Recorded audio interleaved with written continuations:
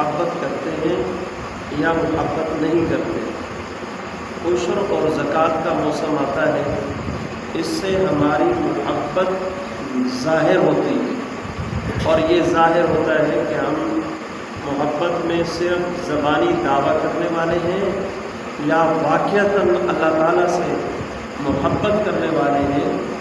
حج جس انسان پر فرض ہے وہ حج ادا کر کے حقیقت میں اللہ تعالیٰ سے اپنی محبت کا اظہار کرتا ہے، اور جس بندے کی زندگی میں نماز کے اوقات آئیں اور چلے جائیں اور اس کے کام پر جوں تک نہ رینگے، رمضان المبارک کا مہینہ آئے اور چلا جائے، اس کو کوئی پرواہ نہ ہو، عشر زکوٰۃ کا موسم آیا اور چلا گیا، اسے کوئی فرق نہیں پڑ رہا، تو یہ اس بات کی دلیل ہے کہ یہ اللہ تعالیٰ کی محبت کا حق ادا نہیں کر رہا، یہ اللہ تعالیٰ کی محبت کا حق ادا نہیں کر رہا۔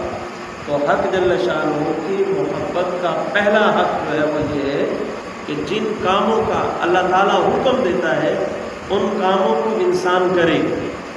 اچھے اخلاق کا اللہ ہمیں حکم دیتا ہے، ہمیں اچھے اخلاق اپنانے چاہیے۔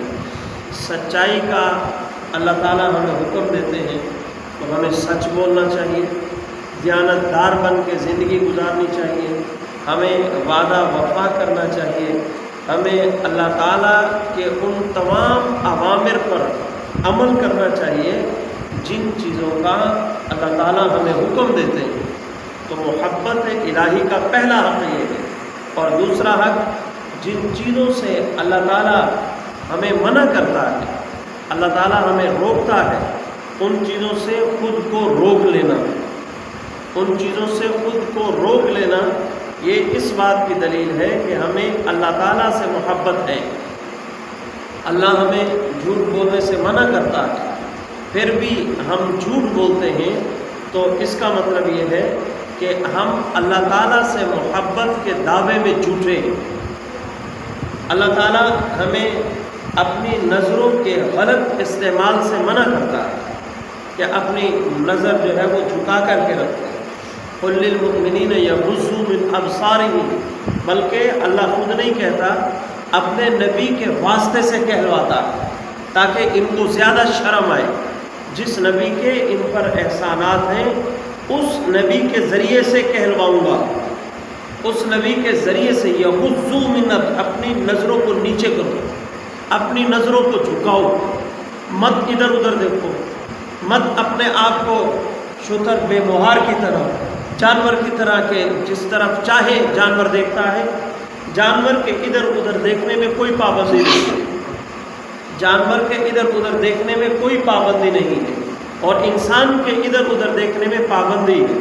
اللہ تعالیٰ نے سختی سے منع فرما دیا کہ اپنی نظروں کو نیچے رکھو، اپنی نظروں کو جھکاؤ، اپنی نظروں کو جھکاؤ۔ تو انسان ہے یا جانور ہے؟ اگر انسانوں والی حرکتیں کرے گا تو انسان ہے، اور اگر جانوروں والی حرکتیں کرے گا تو پھر لامحالہ وہ جانور ہے۔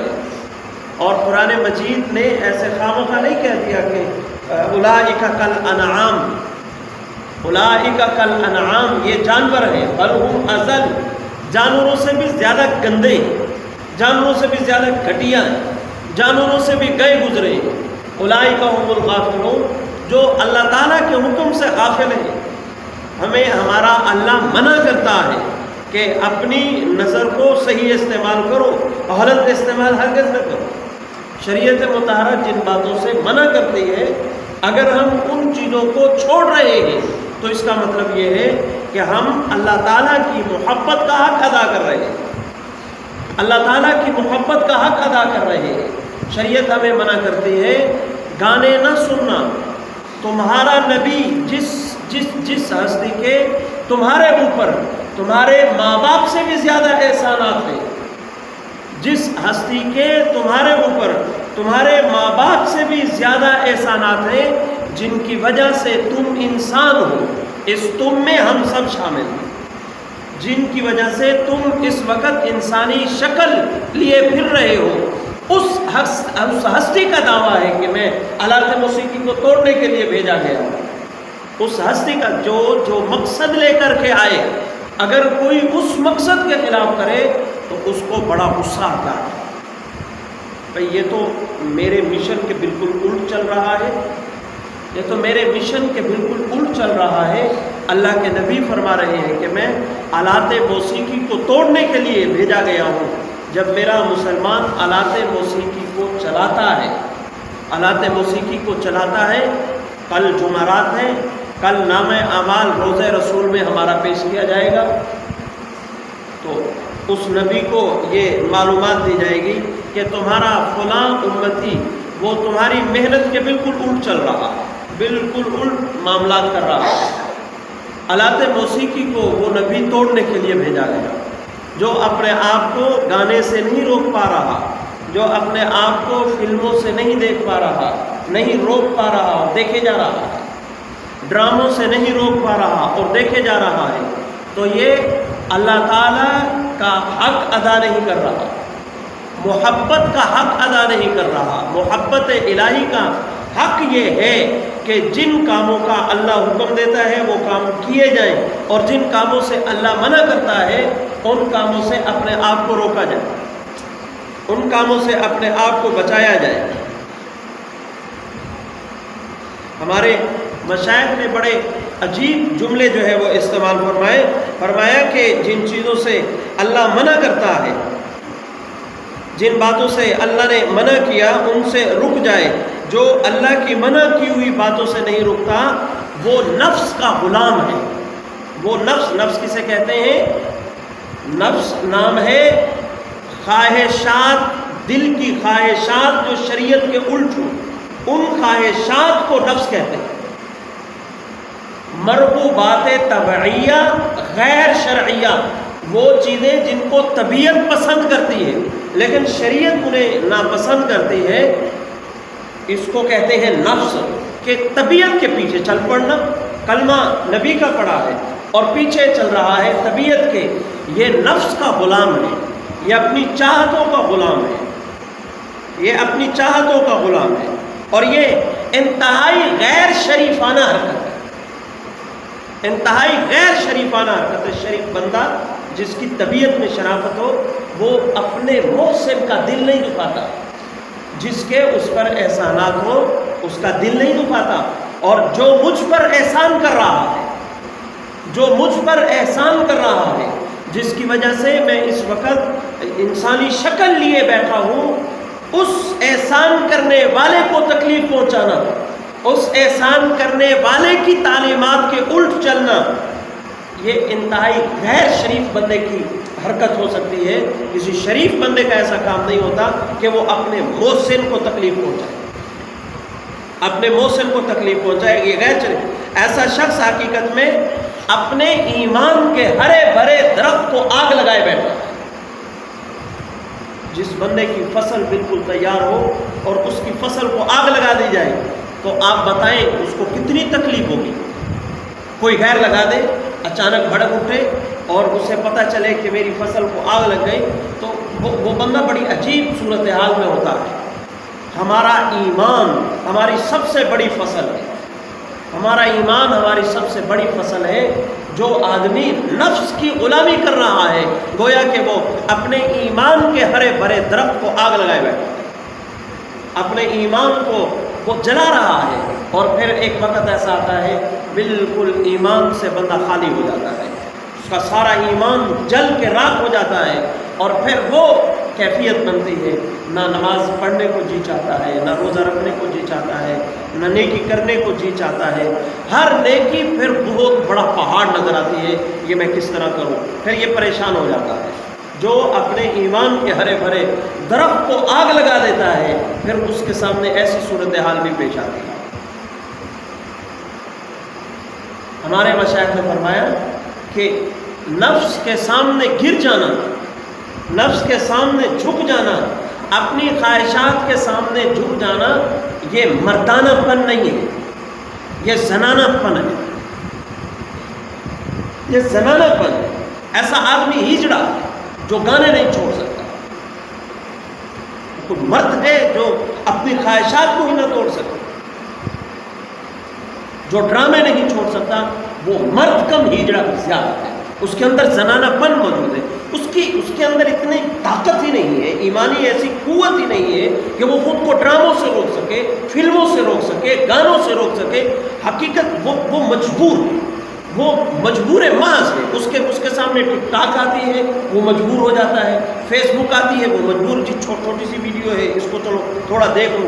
یہ انتہائی کمزور ترین بندہ ہے، مرد کہلانے کے لائق نہیں ہے، اس کا مردانہ پن ختم ہو چکا، زنانہ حرکت ہے کہ جناب حالات کا مقابلہ ہی نہ کر سکے، چھوٹے سے موبائل کا مقابلہ نہیں کر سکتا، اتنے بڑے شیطان کا مقابلہ کس طرح کرے گا؟ انتظار ہم میں سے سب کو ہے کہ پتہ نہیں کب امام مہدی آئے گا، دجال آئے گا، ہم سب انتظار میں بیٹھے ہیں، ایک چھوٹی سی دجالی کا مقابلہ ہمارے سے ہو نہیں پا رہا۔ دجالی فتنوں میں موبائل مستقل ایک اس دور کا سب سے بڑا فتنہ ہے، اس دور کا سب سے بڑا فتنہ ہے۔ ہم اس چھوٹے سے موبائل کو اتنا بڑا 4-5 فٹ کا قد کاٹ کا مرد جو ہے وہ چھوٹے سے موبائل کا مقابلہ نہیں کر رہا تو وہ مرد کم ہجڑا سے آتا ہے۔ ہمیں اپنے اندر اتنی ایمانی طاقت پیدا کرنی چاہیے کہ ہم ان چیزوں کا مقابلہ کر سکیں۔ ہم انسان ہیں، اشرف المخلوق ہیں، اشرف المخلوق انسان ہو کر ایک چھوٹی سی چیز کے سامنے ڈھیر ہو جائے تو ایسی جوانی پر، یہ بہت کمزور ایمان ہے اور یہ بہت خطرناک ایمان ہے، یہ خوش فہمی والا ایمان ہے۔ ہمارا جو ایمان ابھی یہ جملہ ذہن میں آ رہا ہے، جو ایمان ہمیں موبائل صحیح استعمال کرنے کا طریقہ نہیں سمجھا سکتا، اتنا کمزور ایمان، وہ ہمیں جنت میں پہنچائے گا۔ ایک کمزور درجے کا ایمان، اتنے کمزور درجے کا ایمان جو ہمیں چھوٹے سے موبائل کے اوپر سے گزرنے کا طریقہ نہیں سکھا سکتا، وہ ایمان ہمیں پل صراط سے گزرنے دے گا، یہ ناممکن ہے، بہت کمزور ایمان ہے۔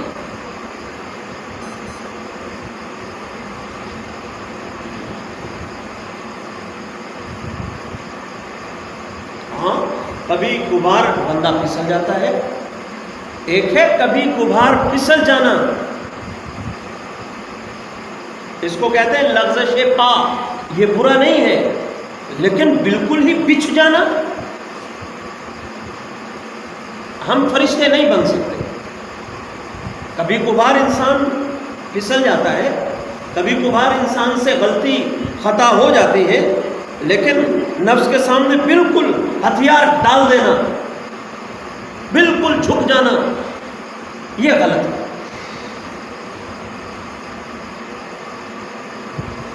کبھی کبھار پھسلنا اور ہوتا ہے، اور بالکل ہتھیار ڈال دینا کہ شیطان جس طرح چاہے میرے ساتھ کھیلے، کبھی مقابلے کی سوچنا ہی نہ، ان دونوں میں فرق ہے۔ پھسلنا اور ہوتا ہے اور خود کو پھسلانا اور ہوتا ہے۔ کم از کم اگر ہم پھسلے تو کبھی تو توبہ کریں اس چیز سے، کبھی تو اس طرح ہو کہ ایک دن تو ایسا ہو کہ توبہ کے بعد ایک دن موبائل کا استعمال ٹھیک ہو، پھر کچھ وقت کے بعد 2 دن ہو جائیں گے، کچھ وقت کے بعد 3 دن ہو جائیں گے، رفتہ رفتہ انسان مضبوط ہو جاتا ہے۔ لیکن ہم مستقل طور پر اپنے آپ کو بچانے کی کوشش تو کریں۔ کوئی ایک بندہ کھڑا ہو کر کہہ دے، میں اپنے آپ کو تو خالی محسوس کرتا ہوں، کہ کہہ دے کہ حضرت میں نے منت مانی تھی اللہ سے کہ یا اللہ میں یہ تیرے راستے میں 50 روپے یہ 100 روپیہ دے رہا ہوں، یا اللہ اس صدقے کی برکت سے مجھے موبائل صحیح استعمال کرنے کی توفیق دے دے، نہیں ملے گا۔ کوئی ایک بندہ کہہ دے کہ میں نے رو کر اللہ تعالیٰ سے دعا کی تھی کہ یا اللہ مجھے موبائل صحیح استعمال کرنے کی توفیق دے، میں صلاۃ حاجت کی 10 رکعت نفل پڑھتا ہوں، 10 رکعت نفل پڑھ کے میں نے رو کے اللہ سے دعا مانگی کہ اللہ مجھے موبائل صحیح استعمال کرنے کی توفیق دے دے۔ پھر کچھ دن تو اس کی برکت رہی، پھر اس کے بعد حضرت میں پھر مبتلا ہو گیا۔ ہم تو اس طرح کی توبہ کرنے کے لیے بھی تیار نہیں، روئیں اللہ تعالیٰ کے سامنے، گڑ گڑائیں کہ یا اللہ تو نے کس دور میں اور کس فتنے کے دور میں ہم عاجزوں کو پیدا فرما دیا۔ ہمارے حضرت ذوالفقار احمد نقشبندی دامت برکاتہ العالیہ فرماتے ہیں کہ اس دور میں 90% نوجوان ایسے ہیں جو بڑے نیک، عبادت گزار اور بظاہر تقوی والے، 90% نوجوان جو بڑی باتیں کرتے ہیں، سبق کرتے ہیں، ذکر اذکار کرتے ہیں، مراقبہ کرتے ہیں، اللہ کے سامنے روتے ہیں، گڑ گڑاتے ہیں، وہ اس لائق ہیں کہ وہ اللہ تعالیٰ کے ولی بن جائیں، لیکن موبائل ان کو ولی نہیں بننے دیتا۔ موبائل نے ان کے پاؤں کو جکڑا ہوا ہے، ان کو مضبوطی کے ساتھ پکڑا ہوا ہے، ان کے بڑھتے ہوئے قدم، وہ ایک قدم آگے چلتے ہیں 10 قدم پیچھے کھڑے ہوتے ہیں، نہیں نکلنے دیتا آگے۔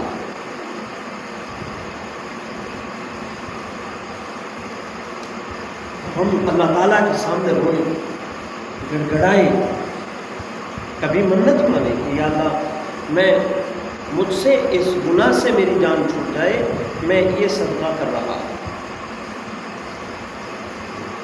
میں یہ 20 رکعت نفل پڑھ رہا ہوں، یا اللہ ان نوافل کی برکت سے مجھے ڈراموں سے نجات عطا فرما دے، مجھے فلموں سے نجات عطا فرما دے۔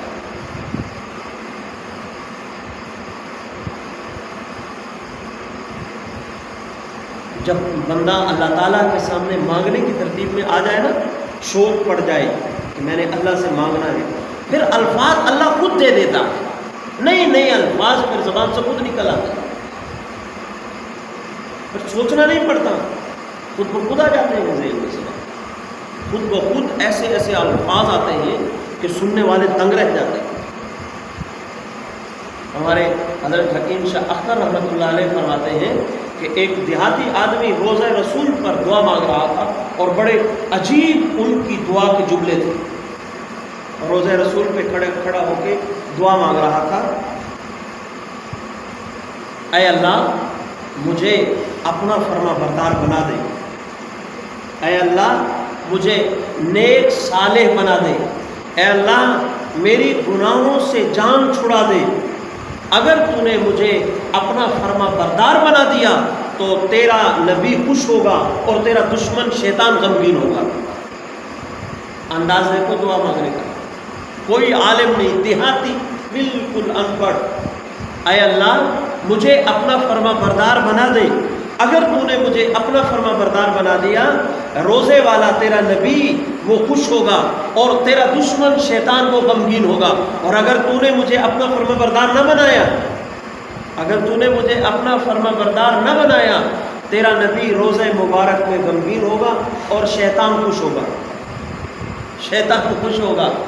اب فیصلہ تیرے پر ہے، اب فیصلہ تیرے پر ہے، تو چاہے اپنے نبی کو غمگین کر دے اور شیطان کو خوش کر دے، چاہے تو اپنے نبی کو خوش کر دے اور شیطان کو غمگین کر کے مجھے اپنے فرما برداروں میں بنا لے۔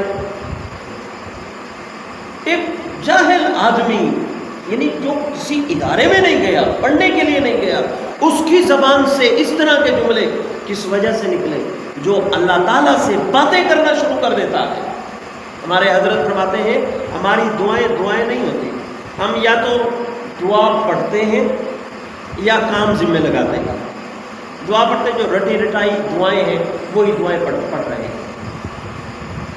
یا کام ذمہ لگا رہے ہیں۔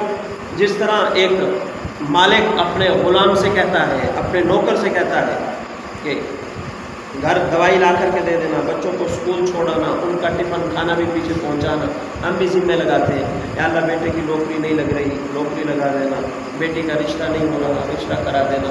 ہمارا دعا مانگنا نہیں ہوتا، کام ذمہ لگانا ہوتا ہے۔ جس طرح چھوٹے کسی میں کام لگایا جا رہا ہے، ہم اس طرح جو ہے دعائیں مانگ رہے ہوتے ہیں۔ اللہ تعالیٰ کے سامنے باتیں کرنے کی کوشش کریں، گفتگو کریں اللہ تعالیٰ کے ساتھ۔ جب بندہ کوشش کرتا ہے، اللہ تعالیٰ خود بخود الفاظ سلجھا دیتے ہیں، الفاظ وہ موتی کی طرح پھر خود تمہارے آگے چلیں گے۔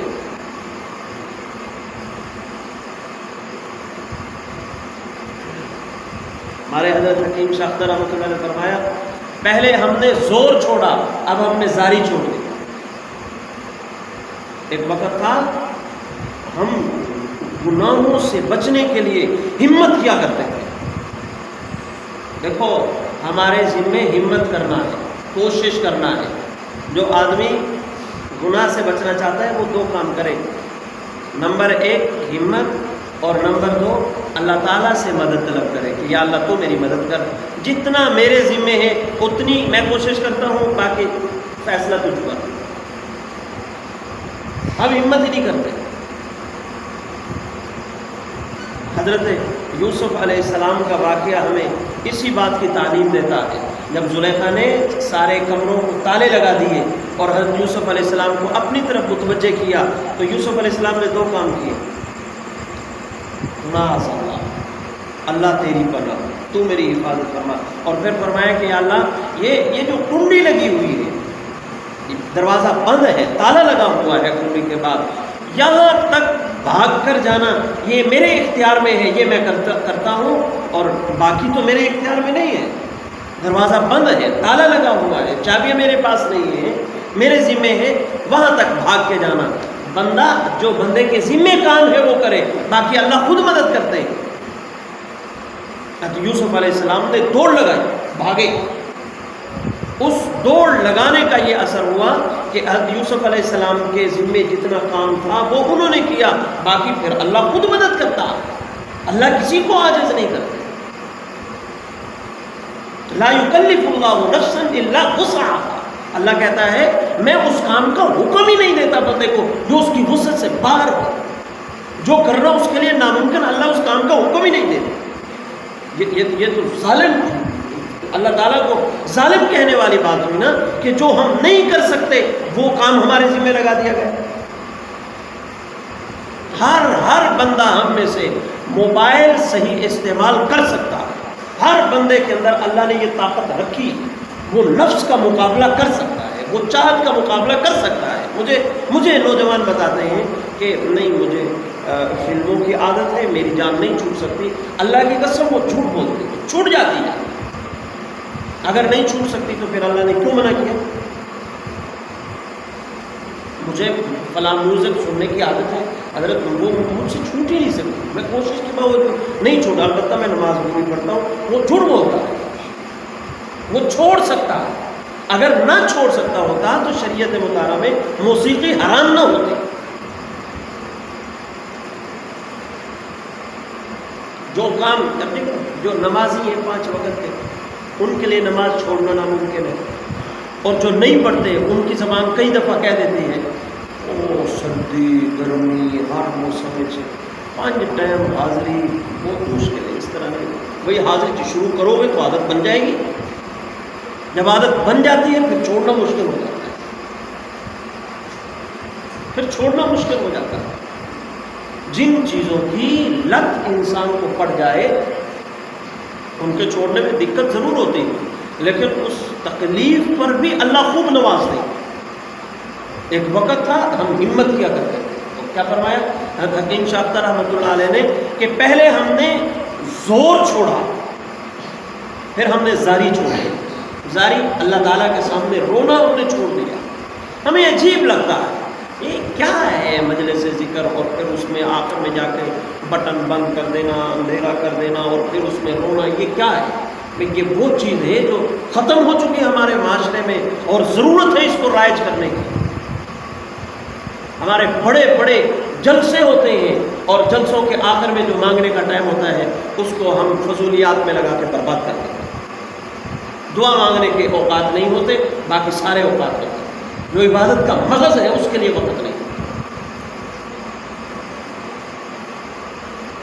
پہلے زور چھوڑ، اب زاری چھوڑ رہے ہیں. کاش کے زور بھی ہمارے اندر آ جائے کہ ہم ہمت سے گناہوں کو چھوڑنے والے بن جائیں، اور زاری بھی ہمارے اندر آ جائے.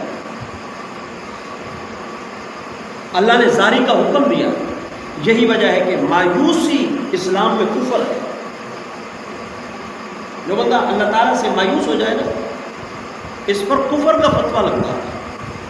اللہ تعالیٰ بندے کو مایوس، کمال ہے اللہ تعالیٰ کے نام. اللہ کہہ رہا ہے مجھ سے مایوس مت ہو.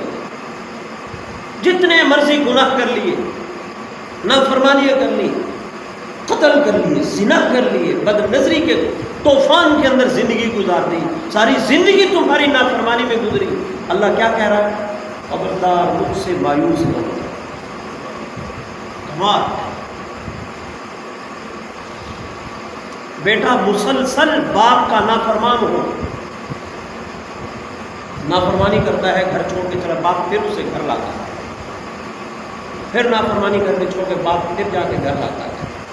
ایک وقت آتا ہے باپ کہتا ہے خبردار مجھ سے مایوس ہوا تو ڈنڈے لگاؤں گا میں تمہیں، مجھے چھوڑنا نہیں، مستقل نہیں چھوڑنا، جتنے مرضی نافرمان ہو جاؤ۔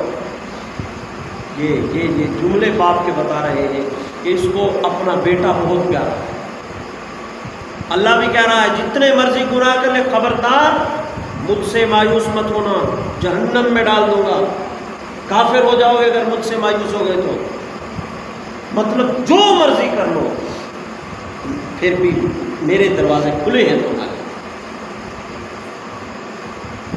کاش کہ ہم زاری اختیار کرنے والے بن جائیں، اللہ تعالیٰ کے سامنے رونے والے بن جائیں۔ حضرت عمر رضی اللہ عنہ کی طبیعت خراب ہوئی تو اے میرے اللہ، اے میرے اللہ، یہ جملے کہے تو کسی نے کہا کہ حضرت آپ ہمت کریں، تھوڑا حوصلہ رکھیں، یہ کیا بے صبری والے جملے؟ اور میں بے صبری والے نہیں، میرا اللہ چاہتا ہے کہ میں زاری کروں، میرا اللہ چاہتا۔ اچھا ہمیں نا شریعت کے مزاج کا پتہ نہیں ہے، ہمیں شریعت کے مزاج کا پتہ نہیں ہے۔ کئی لوگ رمضان شریف کے بعد جب عید کا چاند نظر آئے نا کہتے ہیں کاش کہ ایک روزہ اور ہوگا۔ شریعت چاہتی ہے تم خوشی مناؤ، رمضان چلا گیا، عید آئی، خوشی کا موقع ہے، یہ کیا ماتم شروع کر دیا تم؟ یہ شریعت کا مزاج نہیں۔ عید خوشی کو کہتے ہیں۔ اچھا وہ جنہوں نے نہیں روزے رکھے ہوتے وہ بھی اس دن آتے ہیں کاش یار ایک روزہ اور ہو گیا۔ یہ شریعت سے ناواقفیت ہے۔ جب تکلیف پہنچے تو اس وقت تکلیف کا ناشکری نہیں، تکلیف کا اظہار کرنا اس میں عاجزی ہے، اس میں عاجزی ہے، اور اظہار نہ کرنا اس میں ٹھٹائی ہے، ڈیٹ پنا۔ اللہ تعالیٰ کو اپنی بہادری دکھانا میں اوقات کیا ہے تمہاری بہادری؟ اللہ تعالیٰ کو بہادری دکھاتے ہیں۔ جب تکلیف پہنچے تب تکلیف کے اظہار پر اللہ تعالیٰ کی خاص رحمت متوجہ ہو جاتی ہے، ہم اس خاص رحمت کو ہی ملیا میٹ کر کے رکھ لیتے ہیں۔ مزاج شریعت سمجھنے کی ضرورت ہے۔ ہم نے اپنی طبیعت کو شریعت بنا دیا کہ جو میری طبیعت ہے بس وہی شریعت ہے، حالانکہ چاہیے یہ تھا ہم شریعت پر طبیعت کو لگانے کی کوشش کرتے، نہ کہ طبیعت پر شریعت کو لگانے کی کوشش کرتے۔ مولانا رومی رحمۃ اللہ علیہ اللہ تعالیٰ سے دعا کرتے ہیں، کیا فرمائے کہ اے اللہ مجھے بہت سارے کھینچنے والے اپنی طرف کھینچ رہے ہیں، ان تمام کھینچنے والوں پر آپ غالب ہیں۔ ایک مانگنے کا سلیقہ سکھایا ہے۔ اے اللہ مجھے دنیا کی دولت اپنی طرف کھینچ رہی ہے، مجھے جاہ و جلال، عزت اور شہرت اپنی طرف کھینچنے کی کوشش کر رہی ہے۔ اے اللہ مجھے عورتوں کا حسن اپنی طرف کھینچنے کی کوشش کر رہا ہے،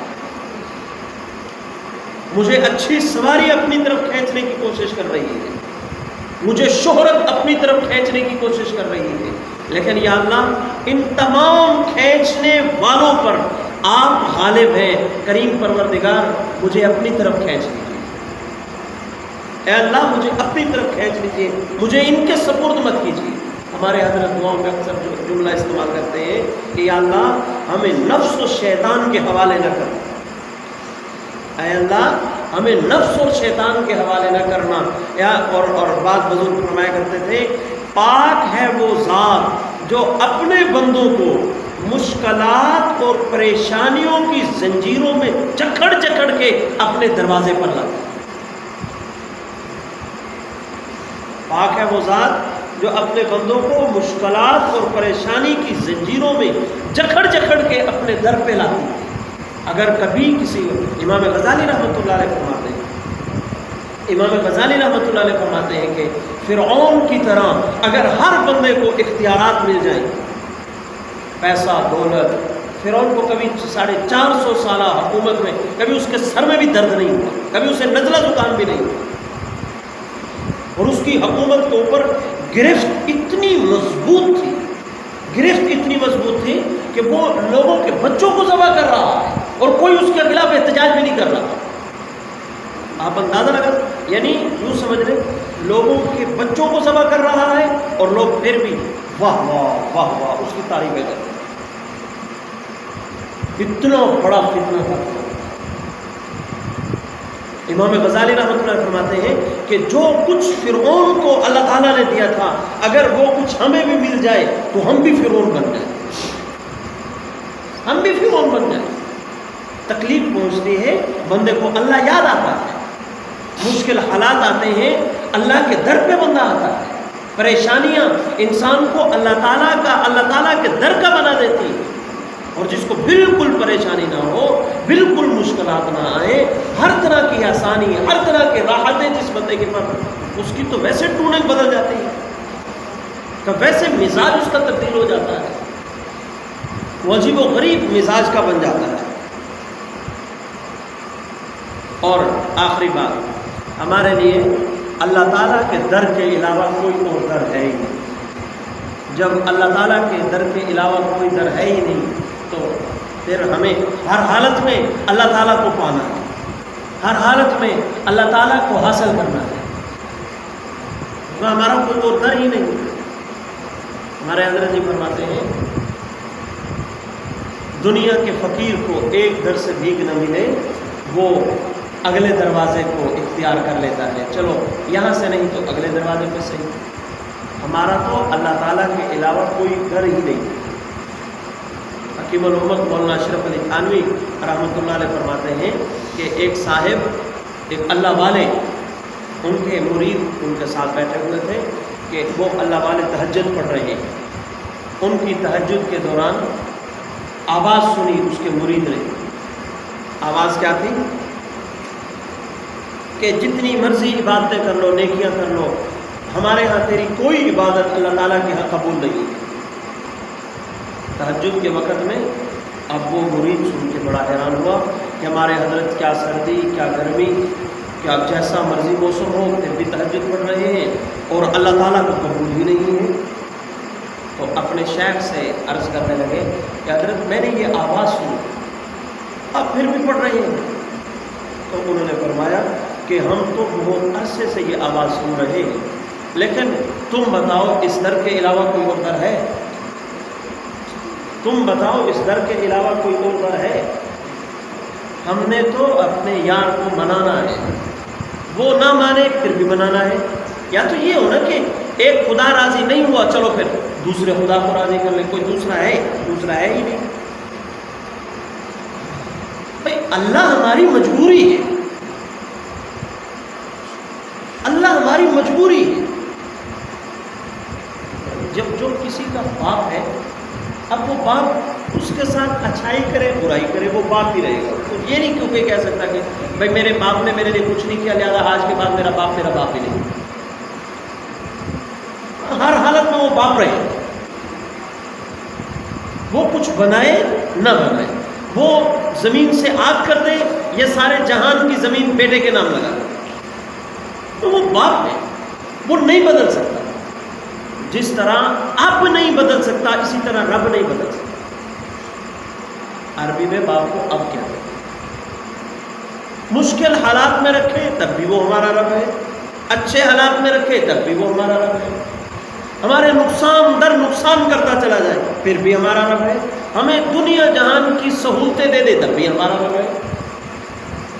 یا تو اس کے علاوہ کوئی متبادل راستہ ہو، مرنے کے بعد اللہ تعالیٰ کے علاوہ کسی اور کے پاس جانے کی بھی چانس ہو، چلو بدلی کر لیا جائے، نہیں، اللہ وہی ہے اور وہ ہماری ریڈ لائن ہے، اس کے بغیر ہمارا چارہ نہیں ہے، اس کے بغیر ہم کچھ نہیں ہیں۔